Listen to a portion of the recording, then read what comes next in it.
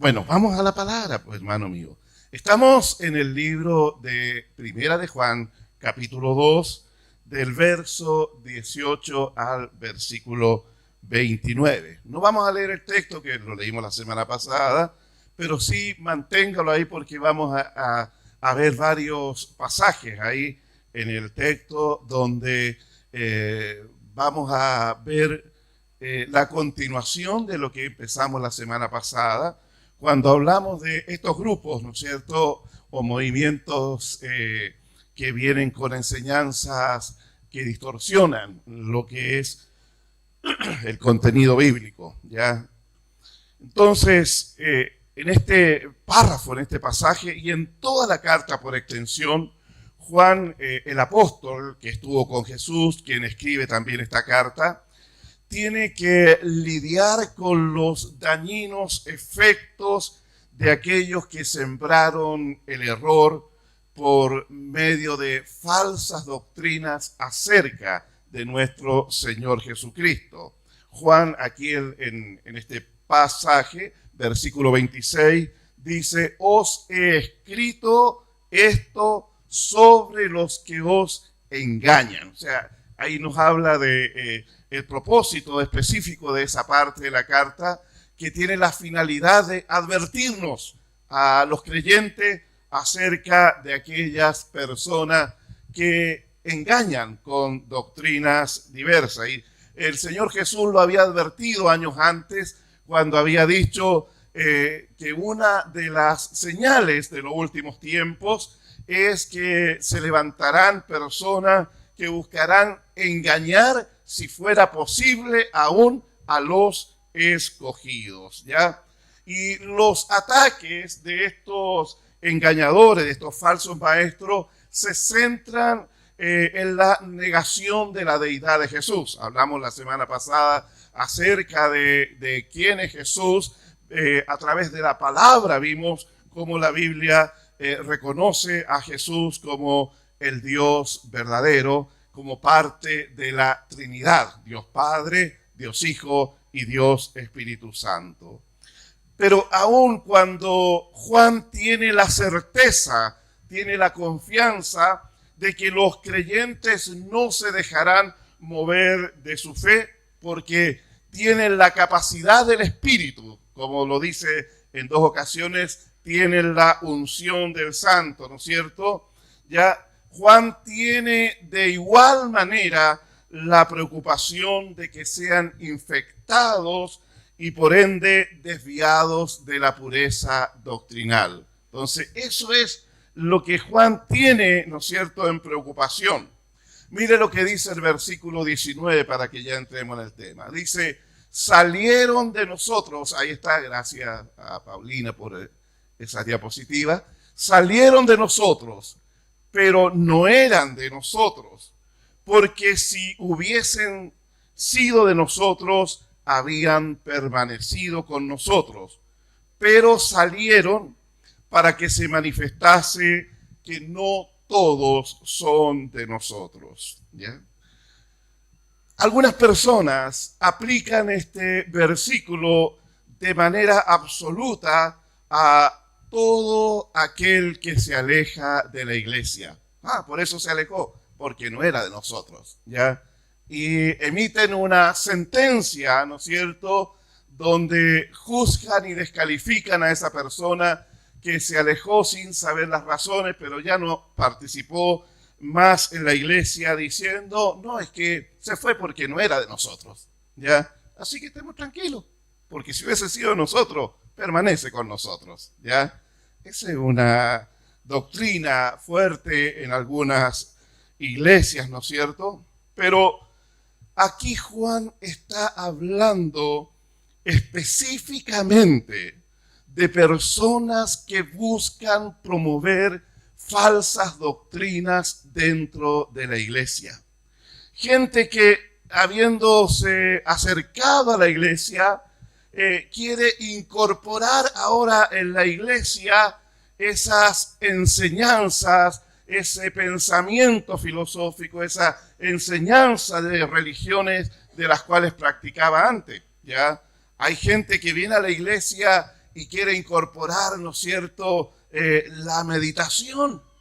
El yoga es bueno, dicen algunos que se llaman a sí mismos cristianos.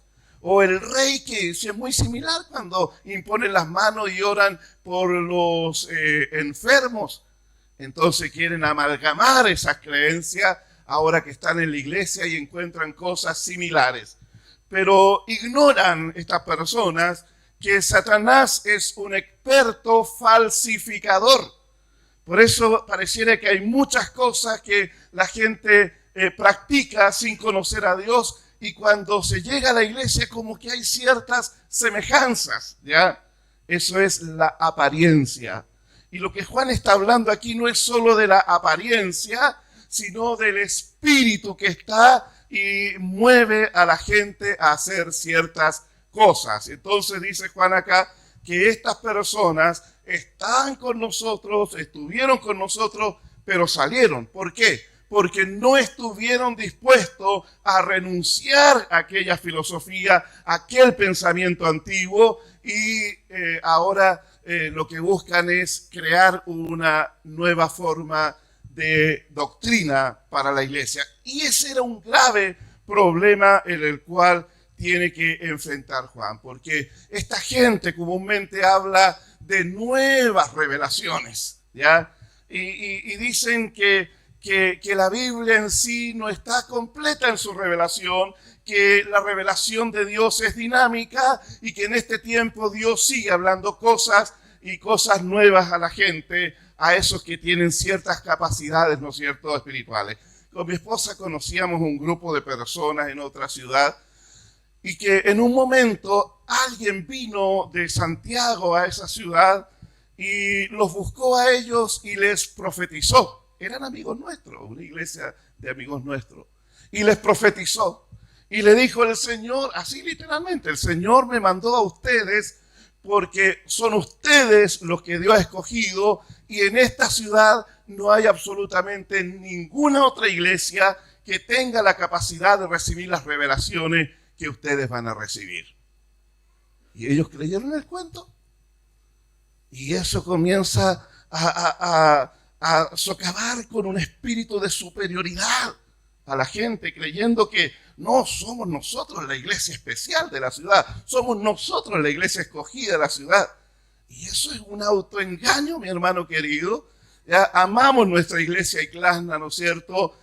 Amamos nuestra iglesia y nos esforzamos por servir al Señor y establecer una buena doctrina, pero aquí en la ciudad de los Andes hay muchas otras iglesias de hermanos que aman sinceramente al Señor y que también han experimentado un nuevo nacimiento en sus vidas, ¿ya? Pero ellos, estos hermanos, empezaron a tener esas nuevas revelaciones. Entonces un día fuimos a verlo, nosotros estábamos viviendo en Santiago en ese tiempo y fuimos a verlo. Y resulta que nos cuentan lo que están experimentando, lo maravilloso que estaban viviendo ellos ahora en un nuevo mover del espíritu supuestamente. Entonces eso consistía en que Dios le había dado un ministerio de liberación donde la esposa del que era el pastor, ella y junto con su esposo oraban por alguien que tenía demonios, y cuando el demonio no quería salir, el espíritu no quería salir de la persona, entonces ella se ponía como intermediaria y el espíritu pasaba a ella y de ahí podían sacarlo, ¿ya? Y luego vinieron otras revelaciones superiores que tenían que ellos ir de noche al cementerio de la ciudad para predicar a los espíritus encarcelados que estaban allí en el cementerio y los invitaban al culto del día domingo. Entonces, cuando venía el culto como este, no solo le predicaban a los hermanos físicamente presentes, sino a todos los espíritus de los que habían sido invitados y evangelizados en el cementerio. Usted dirá, pero qué barbaridad. La verdad es que para nosotros fue muy doloroso ver a nuestros hermanos que los amábamos también incurriendo en tales errores.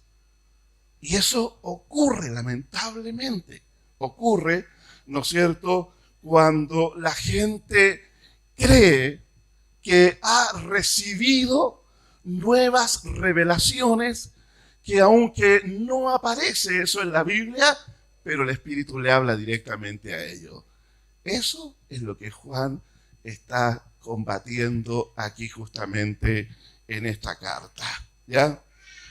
Entonces, aquí no está hablando de personas que habiendo estado en la iglesia, luego por diversas razones se alejan de la iglesia, ¿ya? Por causa a veces de inmadurez espiritual, que el hermano no lo saludó, ¿ya? Y que al final se molestó con el hermano porque pasó por el lado y no lo infló, pero sí saludó al que estaba más allá. ¿Y aquí voy a venir a esta iglesia si no hay amor?, dicen. Entonces la persona tropieza y se aleja. Otros que tienen pruebas difíciles, ya sea de enfermedad, muerte de un ser querido, ¿no es cierto? Y son probados en la fe y en un momento de debilidad terminan alejándose del Señor también. Pero esa gente que usted la ve lejos allí, no está renegando del Señor. No está enseñando falsas doctrinas. No está apostatando de la fe. Es gente que ha pasado circunstancias difíciles y en un momento de debilidad en su fe terminó alejándose. O a veces gente que ama al mundo también y se aleja. Pero no son apóstatas. Un apóstata es alguien que enseña una doctrina errada y niega a la persona de Jesucristo. Esas personas que habiéndose alejado por diversas circunstancias, que tiene que hacer la iglesia, orar por ellos, porque hay una gran posibilidad que vuelvan nuevamente a la iglesia. Y tú los encuentras a veces en la calle. ¿Cómo está, hermano? Sí, bien, aquí un poco lejos, pero bien. Y tú ves que tienen un corazón todavía para el Señor. Entonces lo que la iglesia tiene que hacer no es rotularlos y decir, este hermanito, ahí vamos, míralo bien en el supermercado, el que estuvo con nosotros, pero no era de nosotros. Porque si hubiese sido de nosotros, ya, ¿te das cuenta? No, tengamos cuidado en ese sentido, ¿ya? Porque de seguro hay una gran posibilidad que esa persona vuelva. Así que cuando usted vea a alguien que en un momento estuvo congregándose acá y luego se alejó, cuando lo vea, bendígalo, abrácelo, anímelo. Ya, no lo mire con sospecha. Ya, no lo mire como un endemoniado que anda por ahí. No, mírelo con la ternura de Cristo. Ámelo y abrácelo y anímelo a volver al Señor. Y hasta a veces yo en los supermercados, cuando me encuentro, hasta oro en el supermercado por ellos. Y algunos me han dicho, ¿y aquí vamos a orar? Aquí vamos a orar, digo yo. Y oramos ahí en ese lugar. Entonces, haga eso usted. No sea como algunos que dicen, si este hermanito yo sabía que iba a durar re poco. ¿Ya? Porque no es de nosotros. ¿Para qué nos vamos a desgastar con esta persona? Si dice la Biblia y dice Juan. No, mi hermano. Este versículo específico debe ser aplicado en el contexto que está. Personas que, estando en la iglesia, comienzan a promover en la iglesia allí doctrinas herejes, apostatan de la fe, niegan a Jesús, comienzan a hablar de nuevas revelaciones.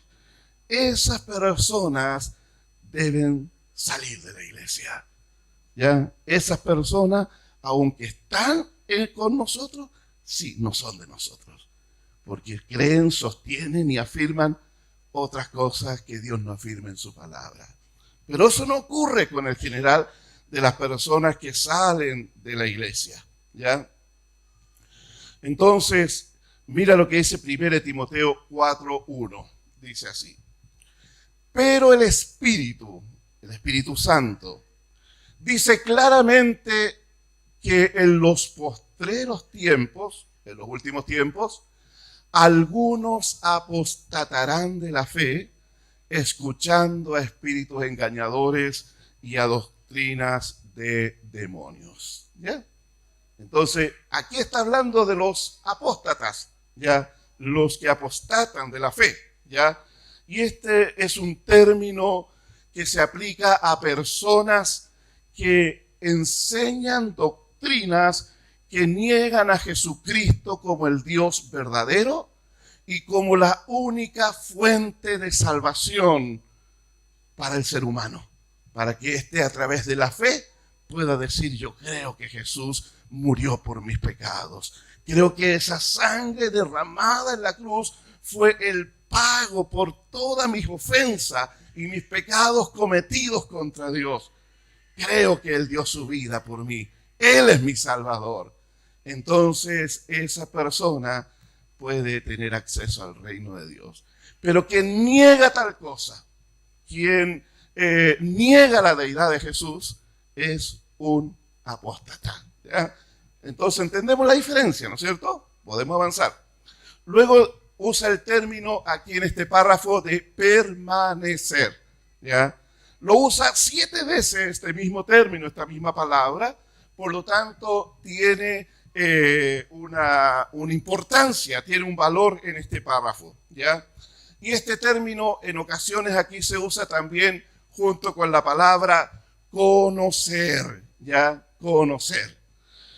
Y esto se refiere a personas que han experimentado un encuentro personal con Jesucristo, que han conocido a el Salvador, y que estas personas, habiendo experimentado al Señor, ahora van a permanecer en la fe, ¿ya? ¿Y por qué pueden permanecer?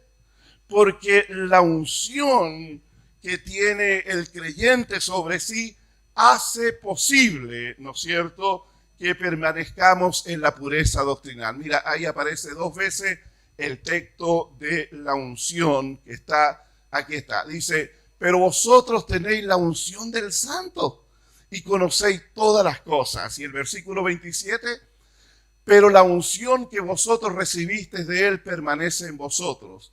Y no tenéis necesidad de que nadie os enseñe, así como la unción misma os enseña todas las cosas y es verdadera y no es mentira. Según ella os ha enseñado, permanecer en Él. ¿Qué es lo que es la unción? ¿A qué se refiere aquí la unción? Esta unción que está sobre los que permanecen, o que está en los que permanecen en la fe, ¿ya? Y dice que esta unción es verdadera, ¿ya? Ahora, cuando habla aquí, está haciendo referencia a la unción de los sacerdotes en la antigüedad. Eran ungidos con aceites y con especias aromáticas para ser habilitados de esa forma para el ministerio. Era un reconocimiento público de que había una gracia de Dios, una autoridad espiritual sobre esta persona para poder ejercer las labores sacerdotales allí en el templo en la antigüedad. Ahora, esta unción que ellos recibían en la antigüedad representaba simbólicamente a la tercera persona de la Trinidad, ¿ya? ¿Quién es la tercera persona de la Trinidad? El Espíritu Santo, ¿no es cierto? Entonces, cuando eran ungidos estos sacerdotes, era de manera simbólica de que estaba viniendo sobre ellos esa unción espiritual, que es el Espíritu de Dios, para habilitarlos, para capacitarlos, para que ellos ejercieran las funciones sacerdotales. Ahora, Juan no está hablando acá de una unción o de la unción de los sacerdotes, está haciendo referencia, está recordando eso nomás en la memoria de los creyentes. Pero lo que Juan está hablando acá es de la unción del cielo, del santo, de Dios, sobre los creyentes, ¿ya? ¿Cuántos de aquí tienen la unción del santo? Pregúntese, ¿tengo yo la unción del santo? ¿Ya? ¿Cuántos de aquí tienen la unción del santo? Vamos a leer un texto bíblico que nos va a dar la respuesta. Es importante que la Escritura nos dé la respuesta. Efesios capítulo 1, verso 13 y 14. En él también vosotros, habiendo oído la palabra de verdad, el evangelio de vuestra salvación, y habiendo creído en él, fuisteis sellados con el Espíritu Santo de la promesa. ¿Quiénes tienen la unción del Santo? Toda persona que habiendo escuchado el evangelio, ya el mensaje de las buenas noticias de salvación en Cristo, que una vez que escuchó, creyó en su corazón y dijo, sí, esto es. Entonces, cuando creyó, ¿qué es lo que ocurre después? Fue sellado. Sellado. ¿Qué es lo que es un sello? Un sello es un certificado de propiedad. ¿Ya? Es un certificado de que es genuino. ¿Ya? Algo genuino. Entonces, el certificado de propiedad apunta al hecho de que por la fe en Cristo Jesús, Dios me ha adoptado como su hijo. Ya la palabra dice en el Evangelio de Juan que a los suyos vino, pero los suyos no le recibieron. Pero a todos los que le recibieron y creen en él, les dio ¿qué cosa? La potestad, la autoridad. ¿De qué? De ser llamados hijos de Dios, los cuales, dice Juan, no son engendrados por voluntad de hombre, sino que el Padre es quien los engendra como hijos. Mire lo maravilloso del regalo de la salvación de Dios, que sería más que suficiente que Él me perdonara mis pecados y que me diera acceso a su presencia. Y como dice Marcos Vidal, en un rinconcito por allá estar nomás. ¿Ya? O sea, el hecho de ya estar en el cielo es una maravillosa bendición. Pero no quedó solo en eso. No solo Dios quiere tener gente redimida en los cielos. Él quiere tener hijos e hijas en su gloriosa presencia. Por eso Él nos engendró como hijos. No hay lugar de mayor intimidad que estar en la mesa del Padre. Ahí es donde nosotros, a través de Cristo, vamos a estar. Entonces dice que fuimos sellados, o sea, somos genuinos hijos de Dios. Mira que está a tu lado y dile, eres un genuino hijo de Dios. Dígale, por favor, a algunos les da vergüenza decir estas cosas. O a lo mejor está enojado con el que está a su lado. ¿Qué le voy a decir un hijo de Dios? No, es un hijo de Dios. No es porque Cristo le ha hecho así. Entonces le selló ¿con qué? Con el Espíritu Santo de la promesa. ¿Ya? Ahora, mire lo que dice después. Que es las arras de nuestra herencia. ¿Qué es lo que es las arras, señor abogado? Una garantía, ya, palabra de abogado, ¿no es cierto? Una garantía, ya, es un adelanto. Es como cuando usted va a comprar una casa y hace un compromiso de compra-venta y deposita 5 millones. Y dice, esto es la garantía de que yo voy a comprar la casa. La garantía no representa el valor total final, pero sí es un monto que asegura que usted va a adquirir aquello. Entonces, cuando dice que el Espíritu Santo de Dios es las arras de nuestra herencia, ¿hasta cuándo? Hasta la redención de la posesión adquirida. ¿De qué está hablando allí? De que el Espíritu Santo, cuando viene a la vida del creyente, no viene como una visita ocasional. No. No sé si usted se ha sentido y yo lo he escuchado a veces. Es que como que siento que el Espíritu no está en mí. ¿Ya? Entonces la persona ahí dobla su rodilla y comienza a pedir misericordia para poder sentir de nuevo el Espíritu. ¿Sabe, hermano querido? Nosotros debemos aprender que las promesas de Dios se cumplen por causa de su fidelidad. Dios es fiel con su palabra. Entonces, leamos de nuevo acá. Es importante leer la Biblia, ¿no es cierto? Y gracias a Paulina, que a última hora irresponsablemente yo le pedí que hiciera esto, ¿ya? Y se esforzó y lo hizo. Dice que el Espíritu Santo es el adelanto. No viene como una visita ocasional, sino que dice que el Espíritu Santo está en nosotros hasta la redención de la posesión adquirida. ¿De qué está hablando allí? Está ahí hablando acerca de la segunda venida de Jesús por su iglesia. Y en este trayecto, del momento que yo me convierto al Señor, por haber creído en Él, Él me selló con el Espíritu Santo. Él envió su Espíritu a mí. Por eso la Biblia dice que usted y yo somos templo ¿de qué? Del Espíritu Santo de Dios. Somos templo de Él. Él habita en nosotros, pero habita esporádicamente. No habita hasta el día que Él vendrá a buscar a su iglesia. Independiente de que si yo sienta que está conmigo o no. A veces nos levantamos como que Dios no está con nosotros, ¿no es cierto? ¿Ya? Y empezamos a luchar allí con nuestros sentimientos, nuestras emociones.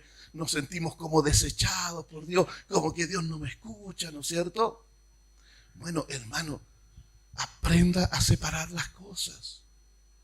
Eso es lo que usted siente. No confíe en sus emociones. ¿Cuántas veces nuestros sentimientos y emociones nos han jugado malas pasadas? Y seguimos confiando en ellas. Seguimos creyendo lo que nos dice la emoción. No. Usted debe creer en lo que dice la palabra. Y si sus emociones están en contra de lo que la palabra dice, usted dice, como dijo el salmista, ¿no es cierto? Dijo, alma mía, bendice al Señor. ¿Ya? ¿Qué es lo que está diciendo? Un mensaje a su alma, un mensaje a sus emociones. Alma mía, tu confianza tiene que estar en el Señor. Alma mía, no voy a confiar en ti, aunque eres mi alma. ¿Ya? No voy a confiar en ti, porque yo confío en el Señor y en sus promesas y en su palabra. Entonces, mi hermano querido, la unción del Santo, volvemos a Primera de Juan, la unción del Santo no es otra persona que el Espíritu Santo de Dios viviendo en nosotros. ¿Cuántos aquí tienen el Espíritu Santo? Amén, ¿no es cierto? Ahora estuvo un poquito más fuerte ese amén, ¿ya? Entonces es una visitación es una habitación permanente. El Espíritu Santo mora en el creyente. No nos visita de manera esporádica. Él habita permanentemente en nosotros. Ahora, ¿cuál es una de las muchas tareas y labor de la unción del Espíritu Santo? Dentro de lo que estamos viendo acá, es importante que nos centremos en esto, es que nos libra del error doctrinal. Nos libra de la falsa enseñanza. Ya volvemos a 1 Juan 1:27. Pero la unción que vosotros recibiste de Él permanece en vosotros. ¿Se da cuenta? Ahí está la palabra permanecer. ¿Qué es lo que es permanecer? Morar permanentemente, habitar permanentemente. No es una visita esporádica. La unción, el Espíritu Santo permanece en vosotros. Dice, y no tenéis necesidad de que nadie os enseñe. Así como la unción misma os enseña todas las cosas y es verdadera y no es mentira. Según ella os ha enseñado, permanecer en él. ¿Ya? Vamos a Juan 16:13. Pero cuando venga el Espíritu de verdad, Él os guiará a toda la verdad. Vamos a 1 Corintios capítulo 2. ¿Ya? Dice, cosas que ojo no vio, ni oído oyó, ni han subido en corazón de hombre, son las que Dios ha preparado para los que le aman, ¿no es cierto? ¿Ama usted al Señor? Bueno, mire las cosas que Dios tiene para usted, que no se ha imaginado, que usted no ha pensado. Ya Dios ha preparado para los que le aman. Dice, pero Dios nos las reveló a nosotros por el Espíritu. ¿Quién es el agente que nos revela lo profundo de Dios? El Espíritu Santo. Dice, porque el Espíritu todo lo escudriña, aún lo profundo de Dios, el otro. Porque ¿quién de los hombres sabe las cosas del hombre sino el Espíritu del hombre que está en él? O sea, ¿quién se conoce mejor a usted? Es usted mismo. ¿Ya? Ahora, si no se conoce, tiene un problema, pero debería conocerse, ¿no es cierto? ¿Ya? Entonces dice así. Así tampoco nadie conoció las cosas de Dios, sino el Espíritu de Dios. Y nosotros no hemos recibido el Espíritu del mundo, sino el Espíritu que proviene de Dios, para que sepamos lo que Dios nos ha concedido. Usted, que tiene el Espíritu Santo, sobre usted que habita la unción del Santo, usted está capacitado por Dios para entender las cosas de Dios, las cosas del Espíritu, para conocer a Dios en profundidad. Porque el Espíritu Santo es quien nos revela las cosas de Dios. Él es quien ilumina nuestro corazón para que podamos entender los planes, propósitos de Dios que Él ha revelado. Ahora, la única manera realmente efectiva para combatir el error doctrinal es conociendo la verdad de Dios, que es revelada por medio del Espíritu Santo. Ahora, en esto es fundamental asociar esta enseñanza del Espíritu, esta revelación del Espíritu, porque alguien puede decir, no, es que me lo reveló el Espíritu. El Espíritu vive en mí. Y a mí nadie me enseña nada porque todo me lo enseña el Espíritu. ¿No es cierto? Alguien podría presumir de esa manera. Pero queridos hermanos, no perdamos de vista de que esta revelación del Espíritu, este entendimiento que Él nos va dando, siempre va a ser sobre la base de la palabra escrita. ¿Ya? Sí. O sea, si algo sale de los márgenes de la escritura de la Biblia, no puede esa persona estar diciendo, me lo reveló el Espíritu de Dios. Porque el autor de la Biblia es el mismo Espíritu. ¿Acaso no dice Timoteo allí? Toda la escritura es inspirada por Dios. Entonces no puede haber una contradicción en esto. Entonces cuando vienen los mormones, como les decía la semana pasada, y nos dicen que Jesús es hijo de Elohim y que Elohim también tuvo otros 11 hijos y entre eso está Satanás, y nos dicen Jesús es hermano de Satanás. O dicen los mormones de que un día, si usted sigue las enseñanzas de la Iglesia de Jesucristo, los santos, los últimos días, usted también llegará a ser un Dios exaltado. Y que llegará a un cielo donde tendrá muchas esposas y muchos hijos. Entonces, claro, ¿de dónde sacan eso ellos? Supuestamente de las revelaciones que recibió José Smith y los otros profetas posteriores que ha tenido la iglesia mormona. No es del Espíritu, no está en la Biblia. Pero ellos lo creen porque son revelaciones. Entonces, para evitar, para no caer en el error doctrinal, es fundamental que entendamos que lo que el Espíritu me va a enseñar, que lo que el Espíritu me va a revelar, está dentro de lo que es el marco escritural de la Biblia, de la palabra de Dios. 66 libros que están allí, ¿no es cierto?, para nuestra enseñanza. Juan 5:39, palabras de nuestro Salvador. Escudriñar las Escrituras, porque a vosotros os parece que en ellas tenéis la vida eterna, y ellas son las que dan testimonio de mí. ¿Ya? ¿Sabe?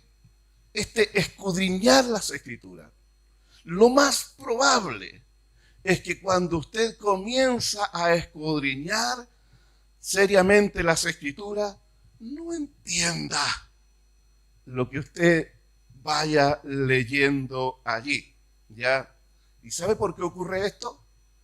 Porque lo que está en la palabra de Dios, en estos 66 libros, escritos en un lapso de 1600 años por más de 40 autores diferentes,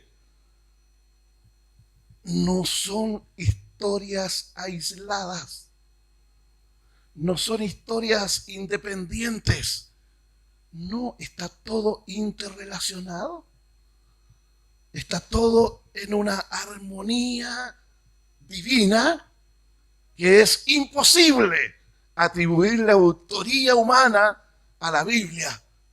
¿Fueron escritores humanos? Sí, escritores humanos. Pero la autoría es divina. Es el Espíritu de Dios, el cual ungió a santos hombres en la antigüedad para que hablasen de parte de Dios, para que escribiesen de parte de Dios lo que Dios quería para la posteridad. La Biblia está inspirada por Dios. Es el único libro que tiene en sí la autoridad para decir: así dice el Señor. Así de absoluta es la Biblia en cuanto a la autoridad que tiene de inspiración divina. Entonces, este autor divino se encargó de entrelazar desde el Génesis hasta el Apocalipsis, pasando por estos 66 libros que nosotros encontramos en la Biblia. Hay una armonía maravillosa allí. Entonces, cuando un cristiano ha vivido la vida cristiana acostumbrado a abrir la Biblia y que Dios le hable allí, mira, Dios me habló aquí. Y luego pasa la semana y leyó un versículo de Génesis, después el día martes buscó un salmo y después leyó un pasaje de los profetas menores y después terminó el día viernes leyendo el Evangelio y no quiere leer Apocalipsis para estar tranquilo la semana. ¿Ya? Entonces va picando de lado a lado, va picando por aquí y por allá. Eso no es escudriñar las Escrituras. El mandato de Jesús es escudriñar las Escrituras. Entonces, cuando un creyente acostumbra a leer de manera salpicada la Biblia,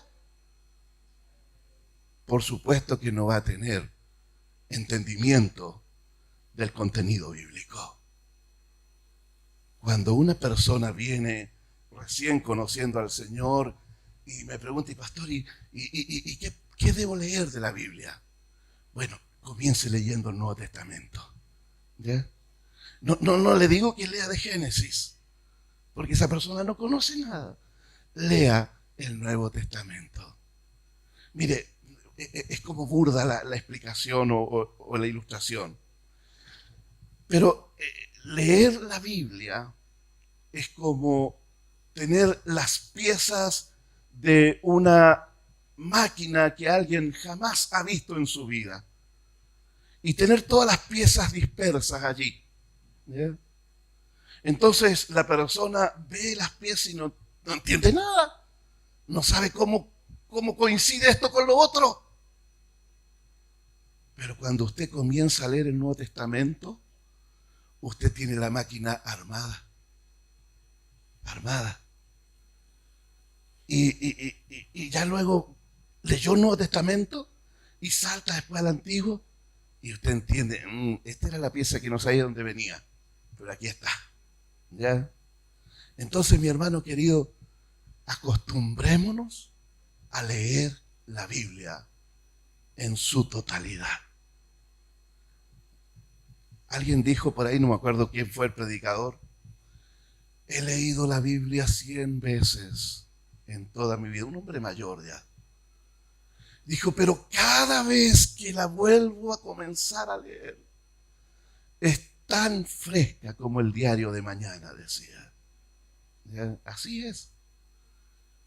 No como un amigo nuestro en Quillota que le dijimos, mi esposa le dijo, pero lee la Biblia, léela completa, le dijo. Y si cuando termine, ¿qué voy a leer? Dijo. No, le dijo, vuelve a leerla, vuelve a leerla. ¿Ya? Entonces a veces pensamos que la Biblia es como un libro de novela cualquiera. No, la Biblia es la palabra de Dios. Fresca, poderosa, transformadora, que ilumina el corazón del hombre, que es más dulce que la miel del panal. ¿No es cierto? Eso es la palabra de Dios. Entonces, mi hermano querido, para que la unción que está hablando Juan aquí, que nos va a enseñar todas las cosas, por favor, no salpique en la Biblia. Léala. Hágase, estamos comenzando el año. Si no lo ha hecho nunca, léalo. Desde Génesis y Apocalipsis comienza a leer. Si no es nuevo convertido todavía, o ya no es nuevo convertido, léalo desde Génesis y Apocalipsis. Y vaya acompañándose con un cuadernito. Y vaya tomando apuntes allí de lo que usted va leyendo. De seguro, y se lo garantizo, mi hermano querido, cuando usted termine de leer la Biblia, usted va a ser un hombre y una mujer diferente, transformado por el poder de Dios. Porque la unción del Santo va a tomar esa palabra y la va a hacer vida en su interior. Eso es lo que Juan está hablando, de la unción del Santo que nos va a enseñar todas las cosas. No son conclusiones personales y particulares. Es lo que el Espíritu Santo me enseña, pero sobre la base de la Escritura. Amén. Oiga, la verdad es que en todo tiempo de la historia de la iglesia han surgido gente apóstata, anticristos, como decíamos la semana pasada, ¿no es cierto? Y que han intentado de meter falsas doctrinas dentro de la iglesia. Por lo tanto, es nuestra responsabilidad personal y como iglesia de mantener una disciplina de escudriñar las Escrituras para ser guiados e iluminados por el Espíritu Santo. Cuando le enseñamos en la escuela de discípulos, queremos enseñarle cómo la Biblia puede también ser algo práctico en su vida. Práctico, o sea, cómo se puede traducir esa palabra que fue escrita hace más de 2000 años para que tenga un efecto en mi vida, en mi matrimonio, en mi conducta, en mi economía, en la forma como me relaciono con los demás, en la forma como soy una persona que está en el mundo laboral, en el mundo empresarial. La Biblia nos ayuda a eso. Quien se acerca a la Biblia será una mejor persona. ¿Sí? Tiene un efecto transformador. Por eso es importante que nuestro corazón esté siempre con esa hambre y ese anhelo de escudriñar la palabra. ¿Quiénes aquí han leído la Biblia en su totalidad? ¿Ya? Los felicito. ¿Ya?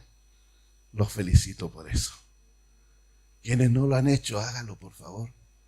Usted está perdiendo una tremenda bendición en su vida. Hágalo. Lea la Biblia. Léala. Es Dios hablándonos. Se lo he dicho otras veces, lo voy a decir de nuevo. Muchos quieren que Dios les hable, ¿no es cierto? Muchos. Me gustaría tener la experiencia de esa persona que Dios dice que Dios le habló. ¿Por qué Dios nunca a mí me ha hablado? Bueno, hay una forma tan práctica, tan segura para que Dios le hable, es cuando usted lee la Biblia. Dios le está hablando allí. Y si usted quiere que Dios le hable en voz audible, ¿usted quiere escuchar la voz de Dios? Léala en voz alta. Sí, léala en voz alta. Y Dios va a estar hablando también a través de sus sentidos allí. Porque está leyendo la palabra de Dios, el autor divino. Así de simple es. Esto no es algo místico y que tengo que irme, no sé, por subir al monte Aconcagua y allí ponerme de rodillas y las manos cruzadas, ¿no es cierto?, para que Dios me hable. No, mi hermano, Dios camina cada día con usted. ¿O no? Usted es templo del Espíritu Santo. ¿Dónde está Dios? En usted. Entonces, cada día, cada momento, Dios está con usted. No tiene que irse a un monasterio allá en la lejanía. No tiene que, no, nada de esas cosas místicas. Usted camina cada día con el Señor. Por lo tanto, búsquele a Él para que Él le hable. Amén.